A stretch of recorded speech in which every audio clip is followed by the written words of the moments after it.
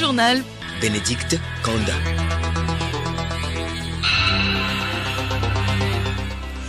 Madame, Monsieur, bonjour et merci de nous rejoindre pour le journal, l'édition de la mi-journée.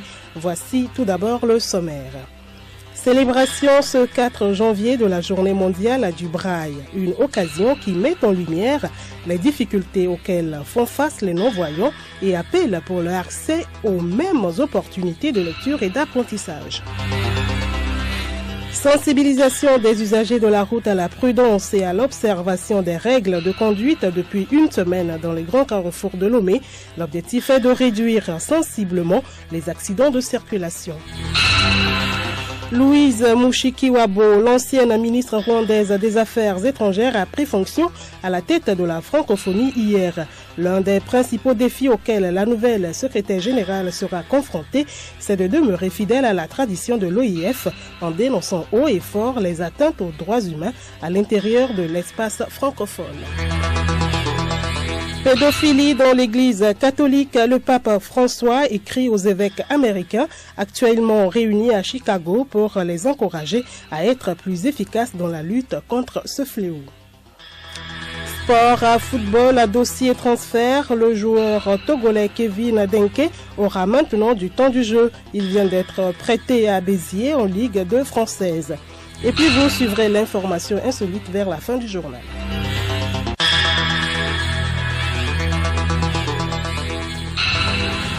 Radiolomé.tg. Bienvenue à tous. D'abord, cette information du gouvernement suite à un incident qui s'est déroulé dans le village de Djogblé, localité frontalière avec le Ghana. Geneviève Pognon. Dans la journée du 1er janvier 2019, aux environs de 9 heures, des agents de sécurité togolaises sur la base d'informations en leur possession ont entrepris une mission de reconnaissance dans la localité de Badou et plus précisément dans le village de Djokbe dans l'optique d'identifier un présumé criminel. Au cours de la mission, ils se sont retrouvés fortuitement en face d'un individu comme étant le criminel qui, ayant sans doute eu l'information, s'est préparé à se défendre en recourant à une machette. La réaction de l'intéressé a conduit les agents de sécurité à le maîtriser.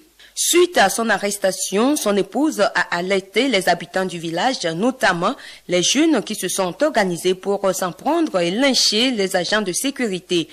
Pris de court, ceux-ci ont tenté de s'exfiltrer de l'étau des jeunes de la localité. Malheureusement, dans leur repli, 3 des agents de sécurité n'ont pas pu suivre le mouvement et se sont retrouvés dans les mailles des jeunes surexcités. Il est à souligner que, compte tenu de la porosité des frontières et de l'absence de leur bornage systématique, les agents de sécurité se seraient retrouvés sans le savoir à Amakou sur le territoire ghanéen. En outre, les populations habitant de part et d'autre de la frontière étant les mêmes ethnies et parlant les mêmes langues, les agents de sécurité ne se sont pas rendus compte qu'ils ont traversé par méconnaissance la frontière.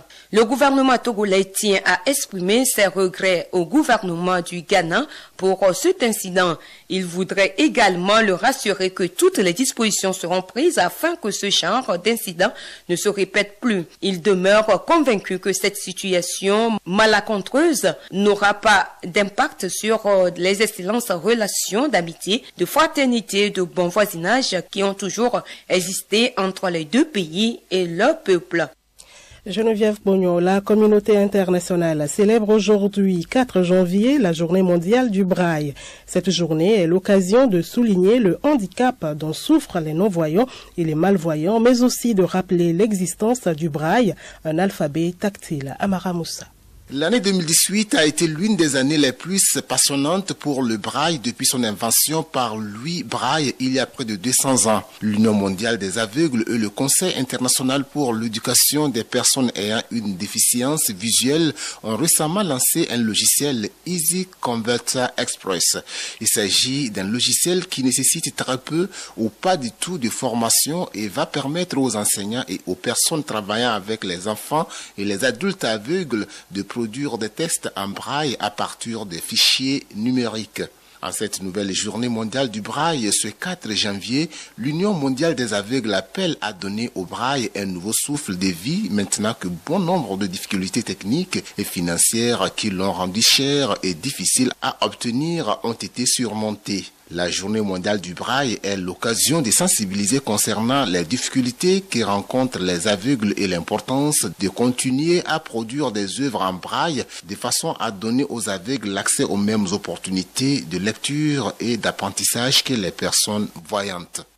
Amara Moussa, le syndicat national des professeurs de l'enseignement technique du Togo a tenu à Lomé son premier congrès statutaire. Pendant 2 jours, les syndicalistes ont passé au peigne fin les rapports d'activité financiers et élu un nouveau bureau directoire. Yao Kamake. Les travaux de ce congrès statutaire du syndicat des professeurs de l'enseignement technique du Togo se sont déroulés sous le thème « Le Sympet tourné vers plus de professionnalisme », lesquels travaux ont abouti au renouvellement du bureau directoire du syndicat, dirigé désormais par un nouveau secrétaire général, Achou Acha Yaovi. Pour un mandat de 5 ans, le Sympet entend redynamiser davantage l'enseignement technique au Togo. Nous avons beaucoup de défis. D'abord, il faudrait que nous puissions œuvrer pour la professionnalisation de notre métier, comme le thème de notre congrès, faire en sorte que l'image de notre syndicat, telle que le bureau sortant nous l'a confié, nous puissions l'améliorer, former nos membres, servir de courroie de transmission entre les enseignants et le gouvernement. Le Sympet se veut un outil de plus aux côtés des autres syndicats en vue de la lutte pour de meilleures conditions de vie et de travail des travailleurs en général et ceux de l'enseignement technique en particulier. Nous devons mettre de notre côté plusieurs moyens pour atteindre nos objectifs. Nous allons discuter, échanger, communiquer avec les autorités, faire le lobbying pour pouvoir faire en sorte que l'enseignant dans ses droits, qu'on puisse l'établir. Au-delà de ces moyens, nous allons essayer de passer par des relations que nous avons depuis que nous sommes nés pour agir et faire en sorte que les choses que nous réclamons puissent trouver satisfaction. Les membres du syndicat ont été exhortés à accompagner leur structure dans sa politique de vulgarisation de la législation du travail ainsi que de ses normes nationales et internationales. Yao Kamake, sécurité routière, une campagne de sensibilisation débutée la semaine dernière prend fin ce vendredi. Des pancartes visibles dans les grands carrefours de Lomé pour sensibiliser les usagers de la route à la prudence et à l'observation des règles de circulation. Un reportage de Yakubu Wahabou et Patrick Sanda, présentation Léontine Atogima. Ma ceinture, c'est ma vie. Auto, moto, roulons ensemble. L'alcool au volant, c'est l'ennemi de la route. Ces messages sont depuis une semaine visibles sur des pancartes portées par des jeunes dans les grands carrefours de la capitale. Objectif, sensibiliser les usagers de la route sur les bonnes pratiques. Un message bien apprécié. Vraiment, c'est génial parce que en voyant cela, ça nous permet d'essayer de pratiquer la voie sans avoir effet de l'alcool dans le sang. Parce que moi, sincèrement, ça m'a vraiment édifié ces derniers temps parce que avant je prenais un peu et maintenant j'ai vu ça, ça m'a vraiment émerveillé et je ne le prends plus avant de conduire ma voiture. Les usagers qui font le taxi voiture, ils n'arrivent pas à mettre leur ceinture. Il faut aussi insister sur ça. Organisé par la direction du transport routier, cette semaine de sensibilisation entre dans le cadre de la journée africaine de la sécurité routière célébrée chaque année le 20 novembre. Pour un passant, c'est une bonne chose de montrer aux usagers de la route que la sécurité routière, c'est une affaire de tous. J'ai constaté ces affiches surtout au niveau de Atikoumé. Ça, c'est un enseignement que ça nous donne et une sensibilisation, réveil de conscience. Dans une voiture, déjà quand vous voyez ces panneaux, ça vous réveille en même temps et vous placez votre ceinture. Donc les motos également, nous roulons généralement sans la prudence et nous filons comme on voudrait alors que ce n'est pas bien. Donc vraiment c'est bienvenu pour que au quotidien qu'on soit sensibilisé là-dessus. Le journal Bénédicte Kanda. Actualité hors du Togo, au Nigeria, les élections générales sont prévues dans 6 semaines. Scrutin local, gouvernoral et présidentiel. Hier à Abuja, la première dame Aïcha Bouhari a inauguré son équipe de campagne, une plateforme parallèle à l'équipe officielle de campagne du président sortant Muhammadu Bouhari qui brigue un second mandat. Cette plateforme rassemble près de 500 personnes. C'est la première fois qu'une première dame s'implique dans une campagne présidentielle au Nigeria. Au Sénégal, la Cour suprême a rendu son arrêt sur le pourvoi en cassation de l'ex-maire de Dakar et candidat à la présidentielle Khalifa Sall. Il contestait sa condamnation à 5 ans de prison pour escroquerie et la justice sénégalaise a rejeté tous les pourvoirs, ce qui a provoqué une manifestation spontanée et improvisée des partisans furieux de l'ancien maire de Dakar devant le bâtiment de la Cour suprême. En RDC, à 3 jours de la date officielle de proclamation des résultats provisoires, la commission électorale déclare connaître des difficultés dans la compilation des résultats qui est à 20%. De son côté, la conférence épiscopale affirme connaître le nom du vainqueur de la présidentielle. Elle dit disposer d'un échantillon représentatif de PV affichés dans les bureaux de vote qui lui permettent de connaître le nom du président élu. L'ancienne ministre des Affaires étrangères du Rwanda, Louise Mushikiwabo, a officiellement pris ses fonctions de secrétaire général du mouvement francophone hier lors d'une cérémonie brève organisée au siège parisien de l'Organisation internationale de la francophonie. Elle succède à ce poste à la sortante Michaël Jean, en poste depuis 2015. Marie-Claire Pagnon. Désigné par consensus comme le veut la tradition par les chefs d'État et de gouvernement lors du 17e sommet de la francophonie qui s'est tenu à Erevan en Arménie en octobre dernier, l'ancienne ministre des Affaires étrangères du Rwanda a pris sa nouvelle fonction dans le cadre d'une cérémonie brève. Nous travaillerons dans un esprit de dialogue permanent afin de répondre efficacement aux priorités de nos chefs d'État et de gouvernement, a déclaré la nouvelle patronne de la francophonie, nommée pour un mandat de 4 ans. Deuxième femme à occuper ce poste, Louise Mushikiwabo devient la 4e secrétaire générale à diriger l'OIF après Michaël Jean de 2015 à 2018, le Sénégalais Abdou Diouf de 2003 à 2014 et l'Égyptien Boutros Ghali de 1998 à 2002. Avec l'arrivée de Louise Mushikiwabo à la tête de l'organisation francophone, le poste revient dans son berceau africain car créé en 1970 au lendemain de la décolonisation africaine dans le but de promouvoir les relations entre les pays ayant la langue française en partage. Elle a été portée par des pères fondateurs tels que le Sénégalais Léopold Sédar Senghor, le Tunisien Habib Bourguiba et le Nigérien Amani Diori. Rappelons que l'OIF est composé de 88 États et de gouvernements et représente près de 300 millions de francophones dispersés sur les 5 continents. Alors que se profile le sommet mondial au Vatican pour affronter la crise pédophile dans l'Église catholique, le pape François continue de mettre la pression sur les épiscopats. Il a envoyé une longue lettre aux évêques américains pour les encourager à être plus efficaces dans la lutte contre ce fléau. Léontine Atogima. Actuellement réunis à Chicago pour prier et réfléchir à une stratégie face à la crise des abus en tout genre, les évêques américains ont reçu de quoi méditer par le souverain pontife. Cette longue lettre a pour objectif de les aider dans la façon d'affronter la crise de la crédibilité, leur explique le pape François. Cette crédibilité a en effet été mise à mal par les multiples scandales, relève le chef de l'Église catholique. En plus des dégâts provoqués par ces crimes en eux-mêmes, viols d'enfants ou abus sur personnes vulnérables, la volonté de les dissimuler, de les cacher a provoqué une plus grande sensation d'insécurité, de défiance et de manque de protection des fidèles, note-t-il.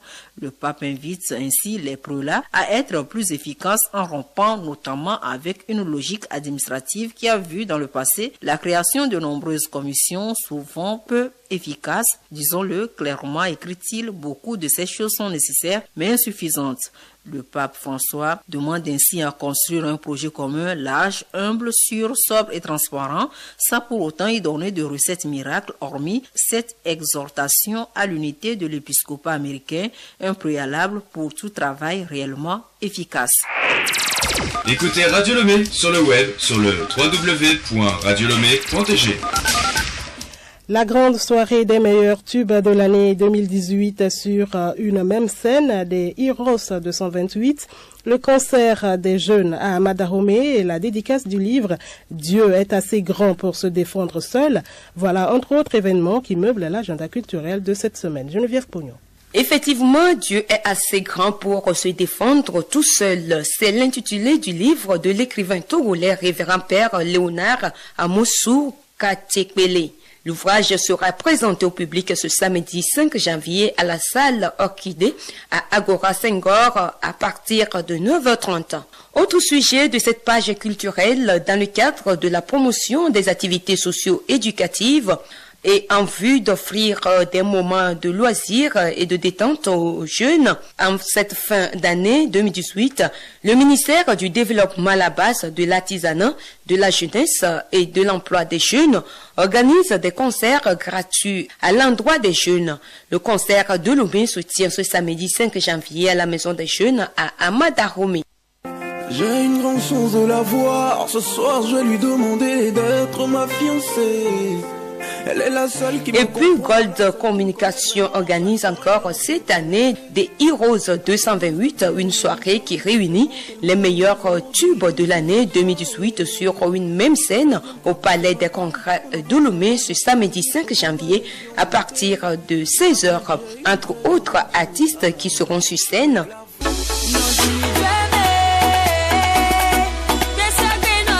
Carole, Raphaël Santrinos, Black Tea, Tache Noire, Acuni et autres.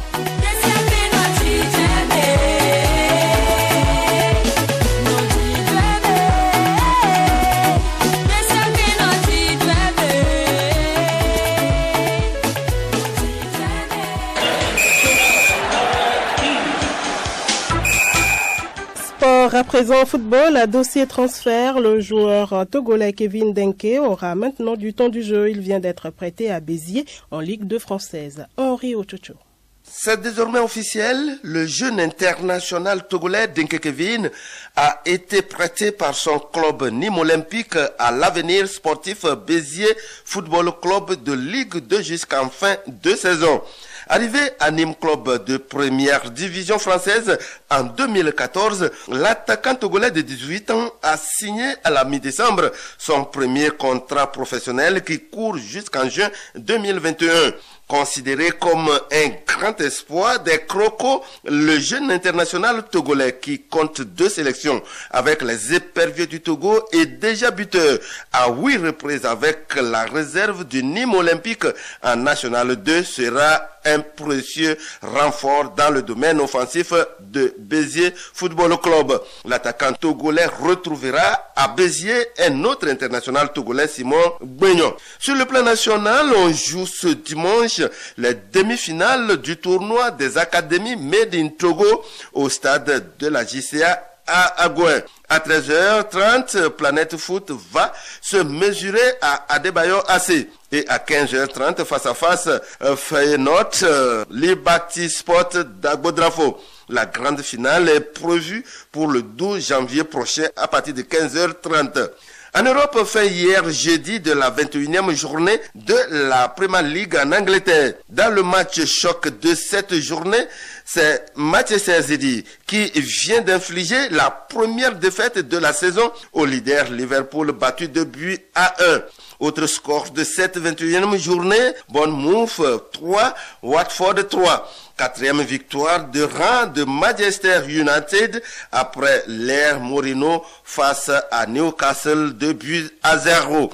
Arsenal bat largement Fulham de notre compatriote Fluid Haïti sur un score de 4-1. Tottenham est très Cardiff City 3-0. Match de parité de 2 buts partout entre West Ham et Brighton. Score nul et vierge de 0 but partout entre Chelsea et Southampton. Et puis l'information insolite pour terminer. En France, un jeune couple de 24 et 25 ans fumant de la drogue à son domicile n'a pas remarqué qu'il avait laissé tomber des miettes de cannabis au sol. Leur bébé, âgé d'1 an, a ramassé une des miettes et l'a avalée. L'enfant a été pris de somnolence et de malaise. Le petit a été transporté à l'hôpital. Par chance, ses jours ne sont pas en danger. Le couple inconnu des services de police passera prochainement devant la justice pour négligence sur enfant.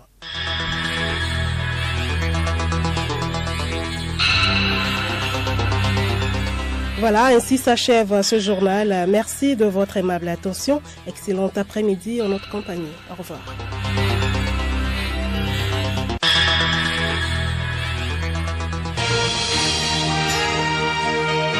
Radio Lomé, boîte postale 434, email radiolomé@radiolomé.tg. radiolomé.tg